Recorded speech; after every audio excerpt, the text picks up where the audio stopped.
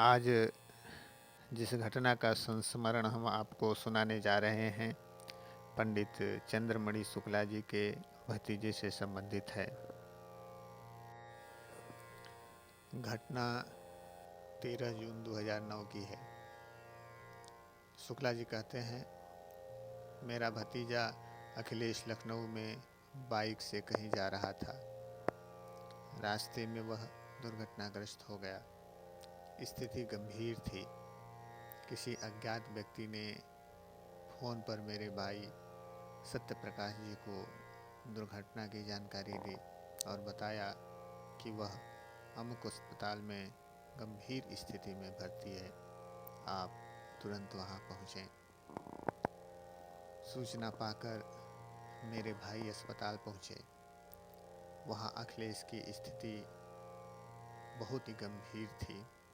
वह बेहोश था। वे गुरुदेव से प्रार्थना करने लगे कि वह जल्द होश में आ जाए। इसी बीच उनके मन में विचार आया कि जिस भले इंसान ने उनकी सहायता की, वह उसे अस्पताल पहुंचाया, उसे तो धन्यवाद कम से कम दे दूं। अतएव उन्होंने उस नंबर को मिलाया जिससे फ़ोन आया था। वे उस व्यक्ति से बात करने की कोशिश करने लगे, पर हर बार घंटी बजने की जगह दूसरी ओर से एक ही उत्तर मिलता कि यह नंबर मौजूद नहीं है। आश्चर्य की बात तो यह थी कि अखिलेश के पास न तो कोई मोबाइल था और न ही कोई डायरी जिस पर फ़ोन नंबर लिखा हो।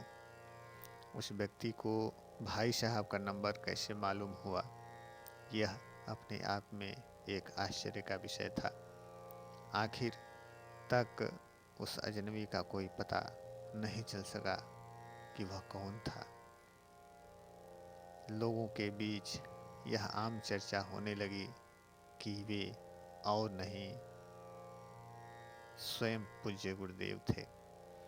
उधर भतीजे का उपचार चल रहा था। करीब 60 घंटे बाद उसे होश आया तो वह पागलों की तरह हरकत करने लगा।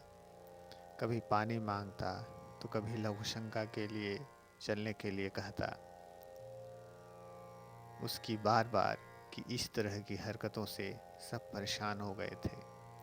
डॉक्टर कहते थे कि उसके सिर में गहरी चोट आई है, जिससे वह असामान्य व्यवहार कर रहा है। एक दिन तो भाई साहब अपना धैर्य ही खो बैठे। वे फूट फूट कर रोने लगे। गुरुदेव से कहने लगे कि हे गुरुदेव, इस लड़के के कारण आपकी बदनामी होगी, अतः इसे अपने पास बुला लीजिए। भाई साहब के यह उद्गार फूटे ही थे कि लड़का को नींद आ गई और वह सो गया।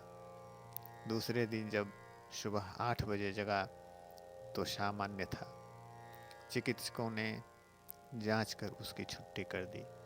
भाई साहब डिस्चार्ज कराकर उसे घर ले आए, लेकिन परेशानी अभी समाप्त नहीं हुई थी। अखिलेश के सिर में चोट आने के कारण उसकी स्मृति चली गई थी। भाई साहब परेशान थे। फोन द्वारा वस्तु स्थिति की मुझे सूचना दी गई और कहा गया कि इस निमित्त मैं गुरुदेव एवं माता जी के समाधि स्थल पर पहुंचकर विशेष रूप से प्रार्थना करूं। मैं दूसरे दिन प्रातः गुरु जी एवं माता जी के समाधि स्थल पर पहुंचा। वहां रोकर प्रार्थना करने लगा कि हे गुरुदेव, मेरे भतीजे अखिलेश को ठीक कर दीजिए। मैं अंतःकरण से प्रार्थना कर रहा था और रोता जा रहा था। करीब करीब 15 मिनट बाद मुझे ऐसा प्रतीत हुआ जैसे अंदर से कोई आश्वस्त कर रहा हो कि बेटा रोते क्यों हो, वह ठीक हो जाएगा। आश्वासन पाकर मेरा मन हल्का हुआ तो मैं विश्वविद्यालय चला गया। उधर मेरे भाई साहब सत्यप्रकाश अखिलेश को घर पर छोड़कर शांति कुंज के लिए प्रस्थान कर गए। शांति कुंज में एक दिन रुककर और सजल श्रद्धा व प्रखर प्रज्ञा पर प्रार्थना कर वे वापस तुलसीपुर घर लौट गए। घर पहुँचे तो शाम हो चुकी थी। सभी लोग सामूहिक जप पर बैठे हुए थे। वह भी हाथ पैर धोकर जप करने लगे। अखिलेश गुमसुम होकर चारपाई पर बैठा हुआ था। थोड़ी देर पश्चात वह अचानक दौड़ कर आया और बैठकर वह भी समूह साधना में शामिल हो गया।